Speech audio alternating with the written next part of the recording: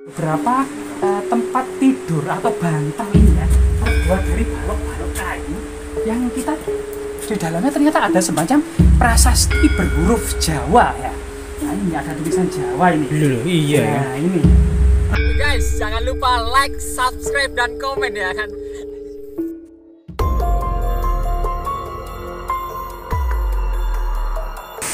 Di pintu jalan gua ini ada buah maja yang berbuah ranum ya, banyak sekali. Selain itu memang di pinggir sungai besar yang airnya cukup jernih ya dan berkelok-kelok, ada beberapa batu yang sangat misterius ya, serta pohon pinus yang sangat besar ya, karena memang area ini memang area tanah perhutani ya. Nah, jalanan menuju goa itu memang kondisinya seperti ini.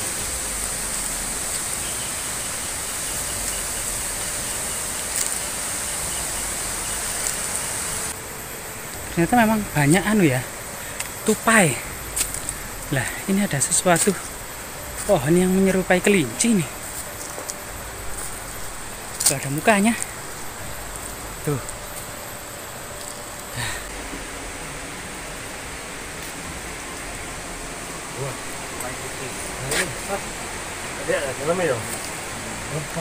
Nah ini ada di pinggir jalan ini ada semacam ceruk ya, ada beberapa lubang.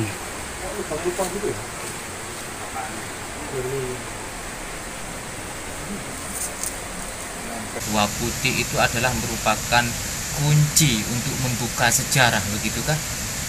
Kenapa kok sampai dinamakan gua alam begitu? Begitu Pak ya? Bisa jadi Mas, bisa begitu karena dengan di sini namanya Gua Putih, keputihan.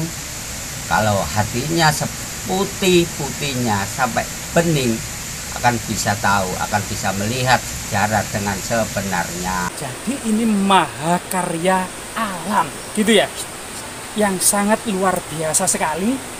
Dan atas itu merupakan langit-langit gua yang sangat lebar dan luas ya.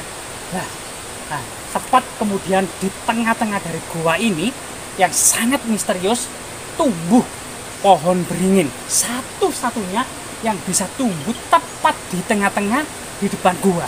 Jadi kita coba ke sana ya. Nah, di situ juga ada banyak pohon-pohon monstera.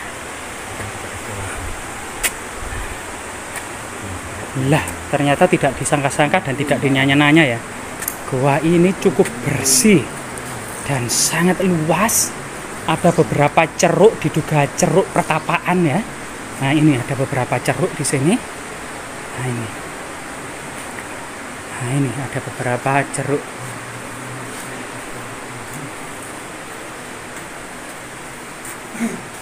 Lah.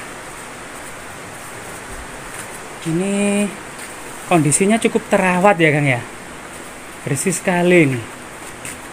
Nah ini ada tulisannya alas roban, cuma mungkin salah satu vandalisme atau mungkin salah satu tanda untuk menandai sebuah nama ya, kita juga kurang tahu ya. Cuma memang kalau dilihat dari sini memang gua ini sangat-sangat megah sekali loh, sangat megah dan sangat luas ya, sangat megah dan sangat luas sekali ya. Nah ini coba kita ke arah sana. Nah ini ada semacam lukisan wayang ya, semacam lukisan kapiwara sama Hanoman, serta ada gada ya, ada beberapa tampah yang mungkin tempat untuk menaruh sesaji dan airnya cukup jernih di kolam ini. Jadi kita akan memiliki pengetahuan sedikit tentang hal tentang wayang ya. Ini ada lukisan wayang yang menggambarkan ini adalah kerah putih dari ekornya ini, yang waktu itu bernama Hanoman ya, dalam epik Ramayana. Hanoman yang berusaha mengobrak-abrik negeri Alengka, istana Rawana untuk membebaskan Dewi Sinta. Tetapi Dewi Sinta tidak mau dibebaskan oleh Hanoman karena Dewi Sinta inginnya dibebaskan oleh suaminya Sri Rama, seorang kesatria yang membebaskan istrinya. Jadi kemudian ini salah satu tokoh Hanoman yang dalam epik Ramayana. Di situ kemudian Kapiwara dari segi tanduknya. Dan di sini banyak kemudian masyarakat yang mengidentifikasi pusaka ini sebagai pusaka Hanoman. Jadi Mbak Kondisi Mbak Rahayu, kita hanya untuk pengetahuan ilmiah pada masyarakat layak untuk sebenarnya apa sih yang dimaksud dengan pusaka Hanoman ini yang sangat berat ya. Dan inilah yang dikatakan sebagian orang ini adalah pusaka Hanoman. Tapi mungkin memang beberapa peziarah atau tamu yang datang ke sini memang sengaja menaruh pusaka ini di lokasi ini juga. Nah, ini kita tetap taruh di sini ya. Nah, ini beberapa gentong, kemungkinan ini adalah untuk mengalirkan air amerta. Tadi saat ini memang tidak beberapa tempat tidur atau bantal ini ya terbuat dari balok-balok kayu yang kita di dalamnya ternyata ada semacam prasasti berhuruf Jawa ya. Nah, ini ada tulisan Jawa ini. Iya. Nah, ini. Apa itu Kang? Mungkin bisa dibaca Kang? Ini Jaya. Kalau ini Jaya, ini ya Jaya. Jadi yang atas itu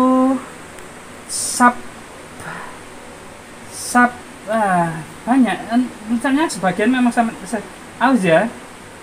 Ini mungkin Jaya, ada beberapa tulisan Nusantara. Iya mungkin seperti itu. Lah ternyata ada banyak pusaka di lokasi ini yang tidak disangka-sangka dan tidak dinyana-nyana ya. Tapi tetap rahayu kita menghormati beberapa lukisan ini. Memang ternyata lukisan ini asli dari kulit ya, dari kulit ini. Kulit hewan ya, kan? Dari kulit hewan yang dibuat lukisan ini. Nah, coba kita ke lokasi yang lain selain melihat pusaka yang sangat monumental ini yang masyarakat sebagian mengidentifikasi sebagai pusaka Hanoman, tapi sisi positifnya bisa kita ambil bahwasanya memang epik Ramayana dan epik Mahabharata itu sangat berpengaruh pada sendi-kesendi kehidupan masyarakat Jawa hingga saat ini. Banyak ruah desa yang masih menampilkan lakon Ramayana maupun lakon Arjuna maupun kemudian lakon Mahabharata. Sehingga epik ini sampai saat ini itu bagian abadi dari tradisi dan masyarakat Jawa. Ini salah satu pelajaran yang bisa kita ambil dari cerita Hanoman ya. Nah, di sini ada semacam kolam Tirta Amerta, banyak koin yang ada di sana gitu ya. Ada semacam kepercayaan. Kan? Wah, itu koin ya Kang? Iya, semacam kepercayaan seseorang yang berdoa di sini itu diawali dengan melempar koin. Jadi seperti ini. Jadi seperti ini melempar koin. Nah, cemplung. Nah, masuk itu banyak itu di bawah itu ya. Nah, itu kemudian kita berdoa. Ini salah satu kemudian keunikan dari lokasi gua ini ya. Jadi airnya cukup dalam dan sangat jernih memang seperti kaca. Bahkan mirip pertalit ya airnya. Iya, air pertalit ini. Air pertalit ini. Nah, ini ada siwurnya ini. Kemungkinan untuk mandi suci ini. Nah ini. Jadi ini air asli ya, kita buktikan ini air asli. Rahayu. Nah, air asli ya. Dan di dalam gua. Tentu ini sangat-sangat ya. Sangat-sangat istimewa. Coba kita cari yang lainnya. Nah, beberapa batuan-batuan yang menonjol seperti itu memang tepat ini di tengah-tengah dari mulut gua itu memang seperti ular naga, kepala ular naga, sosok kepala ular naga yang ada di sana itu tepat ini. Jika gua ini sebuah lengkungan raksasa yang berwarna putih, di tengah itu ada bagian yang menjorok. Nah, seperti kemudian seperti rahim atau seperti rahim seorang ibu yang ada tonjolan kecil di tengahnya. Nah, itu. Coba kita cari yang lainnya ya. Di sebelah sini.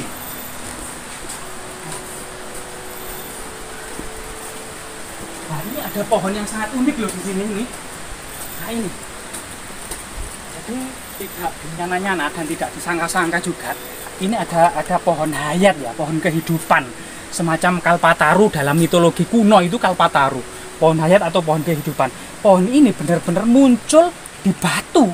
Kemudian merangkak, meliuk-liuk, berkelok-kelok sampai ke atas. Nah ini pohon yang berusaha untuk tumbuh dan tetap hidup di tengah keterbatasannya. Keterbatasan air, filosofinya tinggi berarti kan? Sangat filosofi. Jadi ini bertahan bisa keterbatasan. Memotivasi hidup kita untuk tetap semangat seperti semangatnya pohon ini. Tanpa air, tanpa tanah, bisa hidup dan bisa eksis bahkan tanpa matahari berusaha mencari matahari di atas sana dari bawah ini. Nah, ini sebuah keterbatasan yang pohon ini tetap berusaha ingin hidup. Nah, ini sebuah semangat yang luar biasa sekali. Semoga kemudian gua ini ya tetap eksis dan menjadi banyak pelajaran darinya dari sini ya. Selain kemudian gua ini diduga memang hunian masyarakat prasejarah 500 sebelum Masehi, karena ada tinggalan megalitik neolitik masa perunggu ya, seperti batu jenggring. Ini merupakan monumen prasejarah yang didirikan sekitar 500 tahun sebelum Masehi, jauh sebelum Majapahit atau 2000 tahun sebelum Majapahit. Kemudian pada masa kuno Hindu-Buddha, terutama pada masa Majapahit, diduga di lokasi ini menjadi semacam asrama ya, asrama kadewa guruan, pertapaan, persajian, dan pemujaan pada masa kuno. Karena pada masa Majapahit itu sangat mengagungkan gunung atau Prawata. Sehingga pada masa Majapahit ini muncul dewa lokal yang bernama Prawata Girinata. Banyak sekali deretan raja-raja Singosari dan Majapahit yang menggunakan gelar gunung. Misalnya Girisawardhana, Girindrawardhana, Giri Sailendra Wangsa, Prawata Nata, Girinata. Nah, ini semua nama-nama gunung ya. Gunung menduduki istimewa pada masa Majapahit. Selain kemudian puncaknya adalah puncak yang tinggi ya. Artinya motivasi orang Jawa ini mampu memiliki harga diri yang tinggi di atas bangsa-bangsa yang lain. Ini adalah salah satu kemudian motivasi kejayaan Majapahit.